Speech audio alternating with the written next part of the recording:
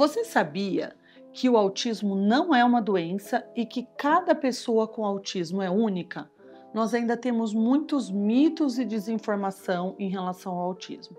E é por isso que hoje, para esse chá da tarde delicioso, eu convidei a doutora Bárbara, nossa médica neurologista pediátrica, para conversar um pouco, né, Bá, sobre o autismo e tirar um pouco desses mitos e dessas ideias erradas que se tem a respeito aí, né, do autismo. Então eu queria que você falasse um pouquinho primeiro pra gente, Bá, o que é o autismo?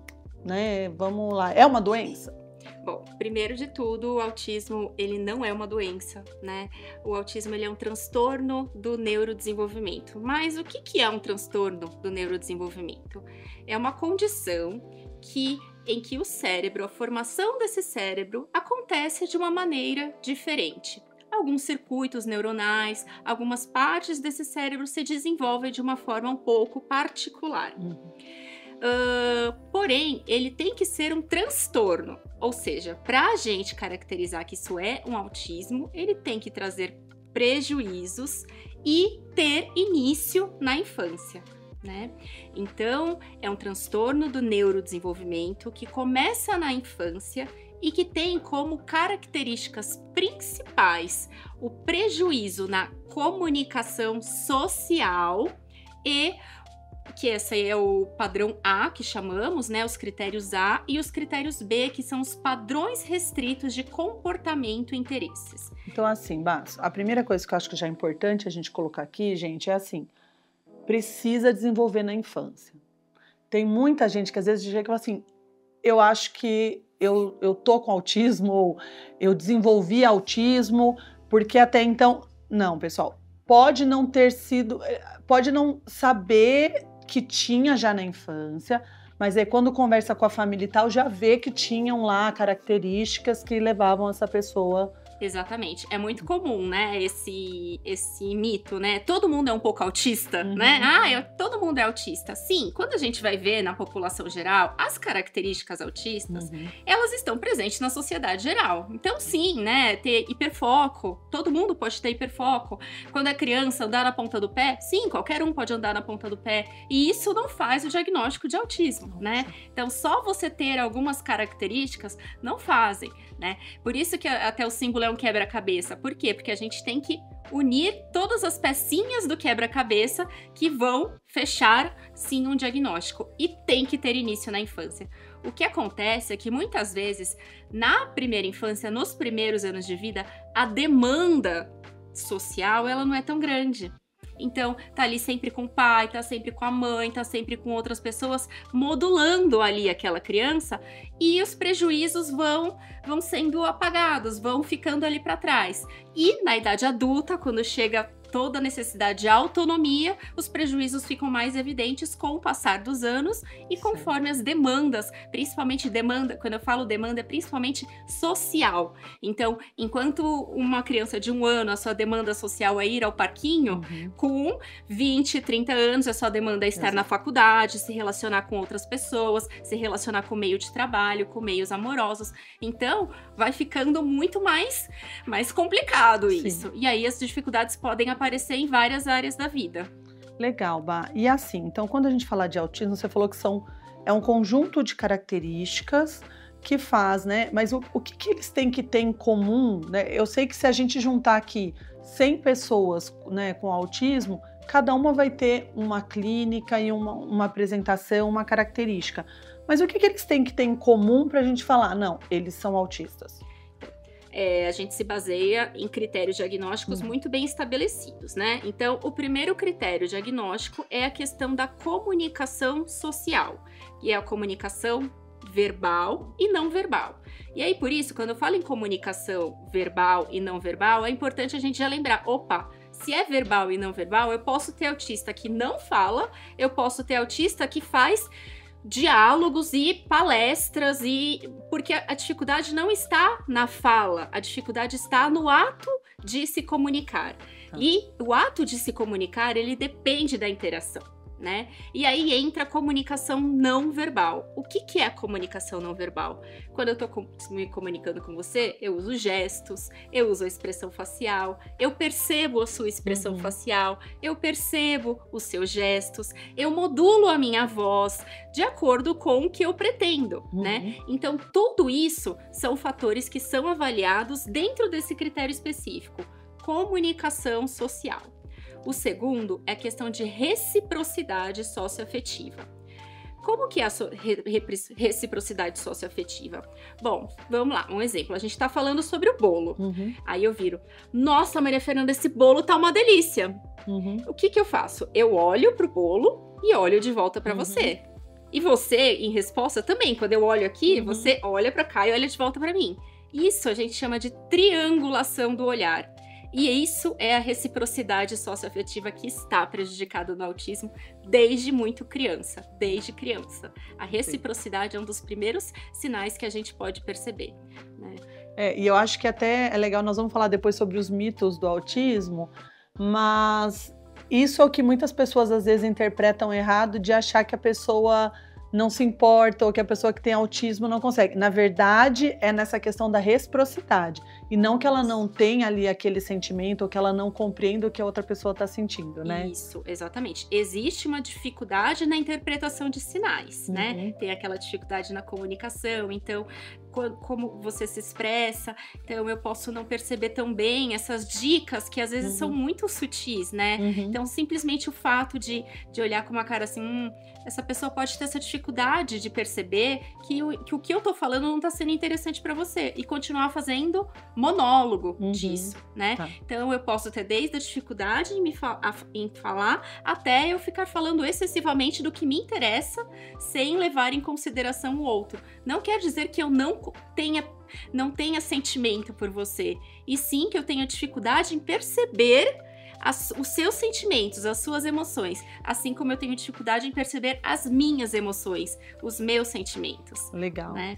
E já que a gente está falando de diagnóstico, Bá, você falou que essas características aparecem já na infância. Com qual idade? Tem uma idade mínima que eu possa fazer o diagnóstico de autismo ou não? Com qual idade que... Porque às vezes as pessoas falam, não vou levar ainda, tá muito cedo, eu vou esperar um pouco mais. Então, né, para quem às vezes imagina que o filho possa ter uma característica, tem alguma idade específica que eles têm que procurar? O quanto antes, melhor, né? Mas assim, o diagnóstico de autismo, ele já é autorizado a nível científico. A gente pode fechar um diagnóstico de autismo a partir de 18 meses. Uau. Então, bem precocemente, sim, já conseguimos fechar um diagnóstico de autismo. Porém, para a gente fechar um diagnóstico tão precocemente, a criança já tem que apresentar todas as características que fechem o quebra-cabeça. Então, ela vai ter que ter prejuízo da comunicação verbal e não verbal, ela vai ter que ter prejuízo da reciprocidade socioafetiva, ela vai ter que ter o prejuízo no brincar, que é o jeito que a gente avalia as relações sociais, e vai ter que ter os critérios B, que são os padrões restritos de comportamento e interesse. E ali entra os hiperfocos, entra a tendência de querer fazer as coisas sempre da mesma maneira, a dificuldade de lidar com mudanças, desde mudanças no ambiente, a mudanças na rotina, a mudanças de vestimentas, mudanças de brincadeiras, né? Então, para você fechar o diagnóstico com idade precoce, o quadro tem que estar todo fechado. E o que acontece? Essa criança ainda está em desenvolvimento. E pode ser que, num primeiro momento, você encontre algumas características que não sejam suficientes ainda para fechar um diagnóstico. E que você precise de um tempinho maior, de um acompanhamento, para posteriormente você rever. Tá? E tá tudo bem, gente. É isso que eu costumo sempre falar para os pacientes. Tá tudo bem se num primeiro momento a gente não fechar um diagnóstico. O que jamais pode ser feito é eu levantar uma suspeita, os pais têm uma suspeita, eu vejo que essa suspeita ela é real, esses atrasos que estão sendo trazidos pela família realmente acontecem e nada a ser feito. Isso é o erro que não pode acontecer. Tá. Por quê? A gente está no momento que esse cérebro está no melhor momento de crescimento. A gente vai ter podas neuronais ainda. Esse cérebro está crescendo, os seus neurônios estão se multiplicando numa velocidade muito maior do que no adulto. Então, se a gente fizer uma intervenção precoce neste momento, pode ser que mais para frente esse quadro ele seja muito amenizado, ao ponto de você entrar dentro do que já estaria dentro da população normal. Então, essa é uma grande dúvida que algumas pessoas têm. Uma vez que ali, olha, essa criança se encontra dentro do espectro autista, é possível que ela saia dele? Ela não vai sair. Tá? Porque é um diagnóstico de um transtorno do desenvolvimento e como todo transtorno do neurodesenvolvimento, ele vai estar presente da infância à idade adulta. Porém, quando a gente faz um diagnóstico precoce, uma intervenção precoce realmente efetiva, essas características, elas se minimizam ao ponto de, às vezes, eu fazer algum teste diagnóstico e não aparecer mais. Legal. Não quer dizer que eu não tenha, porque é uma alteração da formação dos neurônios. Mas essa criança voltou a toda a sua funcionalidade. E é isso que importa. Ótimo. Não é? É isso que importa, é a funcionalidade. Legal. Então, assim, se eu tenho uma suspeita e de repente parece que possa estar no espectro ou não, às vezes tem muita gente que fica com medo, não vou levar porque tô caçando pelo em ovo. Vale a pena levar, justamente porque se você leva, eles vão colocar ali, eles vão avaliar e pode já ter um estímulo e de repente, recebendo os estímulos adequados, essa criança pode estimular ainda mais o cérebro dela e isso interferir na evolução lá na frente. Com certeza. Legal. E é exatamente isso que acontece, por exemplo, nos diagnósticos tardios de autismo, né? Então, é adulto que vai ter diagnóstico, né? Talvez esse adulto que a vida inteira ele conseguiu ir mascarando e conseguindo, ali aos trancos e barrancos, levando uma vida funcional, se ele tivesse tido um diagnóstico atrás e tivesse feito intervenções adequadas, ele seria um adulto muito mais funcional e provavelmente não teria todos os transtornos na vida adulta, como transtorno de ansiedade, transtorno de depressão, transtorno de humor bipolar, né? Então, todos esses, essa evolução que é muito comum dentro do transtorno do espectro autista, ela não acontecer, né? Então, isso me faz pensar assim, porque a gente vê hoje em dia um aumento muito grande no número de diagnósticos de autismo. Mas isso tem a ver, porque esse adulto que foi mascarando e foi tentando lidar do jeito que ele conseguia, hoje chega a informação e as pessoas já conseguem intervir e levar mais as crianças para o médico e tal, ou de fato a gente está com um aumento na incidência de autismo? As duas coisas. Duas coisas. Então, assim, atualmente, a última análise mais acurada que a gente tem pelo CDC, de 1 a cada 36 crianças, diagnosticada aos 8 anos de idade. É um número muito alto, né? A gente vem de 5, 6 anos atrás, de 1 para 72, e antes estava 1 para 300 e pouco. Então, se você for ver, é uma epidemia de autismo, né?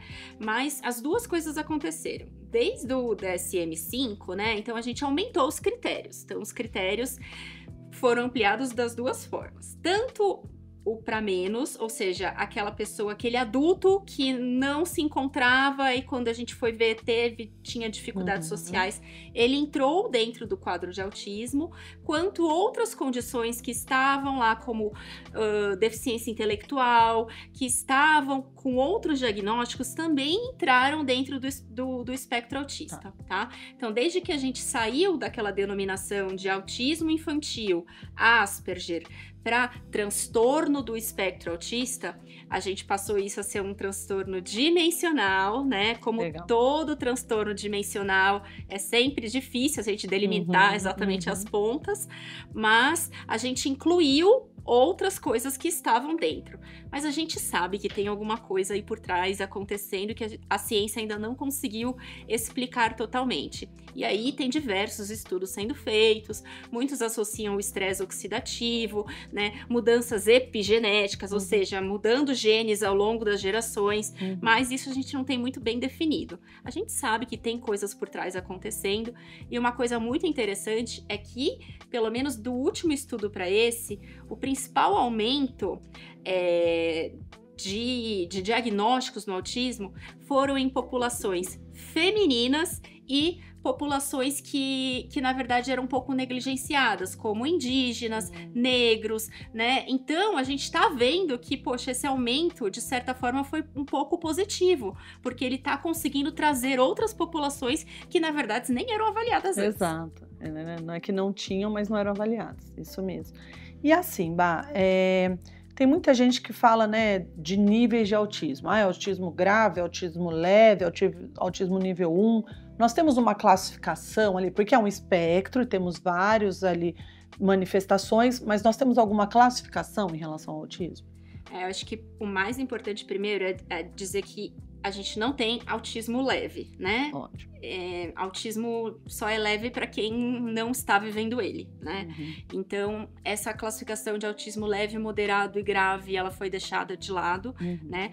O que nós temos, e essa é uma definição muito mais para nível de pesquisas e para nível do que vai ser feito, do que para a pessoa. Porque eu vejo o quanto isso interfere na pessoa é só um nível 1. Mas em nenhum momento eu falei que ser um nível 1 é leve. Não quer dizer que não tem, às vezes, sofrimento. Exatamente, porque se não tiver sofrimento, não é um transtorno. Exato. E aí não é autismo, né? Então, o que a gente percebe é que são características completamente diferentes. Temos a divisão entre nível 1, nível 2 e nível 3. O nível 1 é aquela que precisa de menos apoio. E aí também tem um tabu, que as pessoas acham que o nível de apoio é só em nível de autonomia. Então, quer dizer que, por exemplo, o nível 1 quer dizer que ele é completamente autônomo. Independente. Mas não é só no nível de autonomia, e sim nos critérios. Então, é ser independente para a comunicação social e ser independente na questão de padrões restritos de comportamento, ou seja, de hiperfocos, né? Então, é isso, além da autonomia, que faz a classificação entre nível 1 de suporte, nível 2 de suporte e nível 3 de suporte. De maneira geral, nível 1 normalmente são aquelas pessoas que têm fala autônoma, que conseguem ter interações sociais, mas que as dificuldades elas estão nas sutilezas. Tá? Então, normalmente são diagnósticos que são feitos um pouco mais tardio. A gente pode falar ali no nível 1, que normalmente são diagnósticos feitos depois dos 4, 5 aninhos, e são esses que podem ser feitos na idade adulta, né? O nível 2 tá ali entre um e o outro. Então, a gente tem desde crianças e adultos nível 2 que não são verbais, mas que já desenvolveram habilidades. Desenvolveram habilidades através da comunicação alternativa, através de uso de figuras, através de outros modelos de comunicação, e que conseguiram evoluir. E as crianças nível 3, que costumam ser aquelas crianças que realmente são dependentes a nível de comunicação, né? E a nível de suporte de autonomia também, né? Então, assim, se uma criança se comunica, ela nunca vai ser nível 3. Muito difícil. Ela pode se comunicar, mas ela vai precisar de, por exemplo, um dispositivo. Então, ela pode usar comunicação alternativa para se comunicar. Tá? Mas agora uma criança que seja não verbal, que não use comunicação alternativa, ela vai ter ali os comportamentos disruptivos, não tem como, né? Ali é o fato de você não tá conseguindo dar as ferramentas para essa pessoa interagir, para ela estar no meio ambiente, então não tem, para ela estar no meio social, na verdade, né? E aí a gente vai ter todos os prejuízos, né? Tá. E eu acho que é legal a gente comentar um pouco aqui nesse vídeo sobre alguns mitos, né? Preconceitos que se tem sobre o autismo. E aí, assim, por exemplo, autistas não sentem emoções ou não têm empatia, né? E aí eu queria que você falasse um pouquinho. É isso mesmo? Esse é o mito mais comum, né? E isso é muito difícil para as pessoas entenderem. Por que é muito difícil para uma pessoa entender? Porque a maior parte das pessoas entendem como empatia o quê? o que eu ofereço para você. E a dificuldade no autista está em expressar e receber, entender, né? A dificuldade, ela está nisso, na percepção. Então, realmente, você pode estar chorando e um autista não perceber que você está chorando ou não conseguir interpretar que esse seu choro quer dizer que você está triste. Mas, a partir do momento que o autista entende, ou seja, você dá um apoio para ele e fala, olha, a Maria Fernanda tá triste, você viu? Ela tá chorando. Ele pode olhar para você e entender. E ali, ele pode se colocar a partir do momento que ele consegue se colocar no seu lugar, ele pode sofrer tanto ou mais que você até. Porque a partir do momento que ele consegue se colocar no lugar, o sofrimento é muito legítimo, né? E aí, a gente tem isso muitas vezes, que o autista conseguiu perceber o que estava passando naquela situação com a mãe e fica desesperado e sofre mais até do que a pessoa naquela situação. E aí a pessoa tem que virar para ele e falar assim, não, tá tudo bem, eu tô chorando, mas eu já tô melhor. Porque a dificuldade tá aqui nessa percepção e não na capacidade de eu me importar com você, de eu sentir, de eu chorar. E sim eu perceber que eu tô triste, que eu tô chateado, né? E é por isso que acontece muitas vezes as desregulações, porque eu não entendo o que tá passando. Isso vira uma bagunça. Né? Legal, muito bom isso, porque é muito comum, né? E aí tem isso, né, também, assim, e o autista, ele não deu risada, né? Então, a gente tem que entender essas dificuldades na comunicação, entender que para um autista, o fato dele não olhar nos meus olhos não é falta de educação. Entendeu? Ele pode estar sendo super educado, super solícito, só que ele tem uma dificuldade aqui em manter esse contato visual. Então, isso não quer dizer que ele não está sendo ele está sendo mal educado. Quando eu dei bom dia e ele não me respondeu, também não é falta de educação, né? E é muito comum as mães atípicas, elas se sentem muito julgadas o tempo inteiro. Porque você vira ali no elevador e fala, oi, bom dia, fulaninho, e ele não responde. E você já pressupõe que essa criança... Nossa, olha como que educação... E a mãe já pensa, olha o que essa outra pessoa tá pensando. Ela tá pensando que eu não educo meu filho, né? E aí a mãe vai ali forçadamente, fala pra tia, dá oi pra ela, né? E aí a criança vai aprendendo que fala oi pra você. Só que o quanto ela precisa sofrer pra fazer isso... É difícil, né? E se a gente não trabalhar ao longo da vida, aí você que pega, né, Maria Fernanda, os casos. Aí vem pra gente. Vai pra psiquiatria adulto com todo esse sofrimento. E, Bá, um outro mito que vem só as crianças são autistas. Não. Né, isso acho que agora já tem começado a melhorar um pouco, dos adultos que começam a se identificar, mas ainda tem muita gente que acha que autismo é, né, um diagnóstico específico para crianças. Não, definitivamente não. Mas ele tem que ter começado na infância, né? Você não desenvolve um autismo na vida adulta. Tem que ter, por isso que a avaliação do adulto, às vezes, ela é mais difícil, porque você depende do quê? De dados da sua vida inteira. E aí você precisa da ajuda de outras pessoas que conviveram com você durante a vida, né? Pra entender que isso veio lá desde a infância, né? Então, o diagnóstico na vida adulta, ela é mais difícil. O que temos é que as crianças com transtorno do espectro autista não diagnosticadas, elas acabam tendo uma vida menor, né? Principalmente os autistas de maior nível de suporte, pelas comorbidades, pelas alterações de peso, né? Então, síndrome metabólica por conta de uso de medicações muito precoces. Então, sim, os autistas de maior nível de suporte, eles têm uma expectativa de vida menor. Então, é difícil ver autista nível 3 adulto. Sim, eles existem.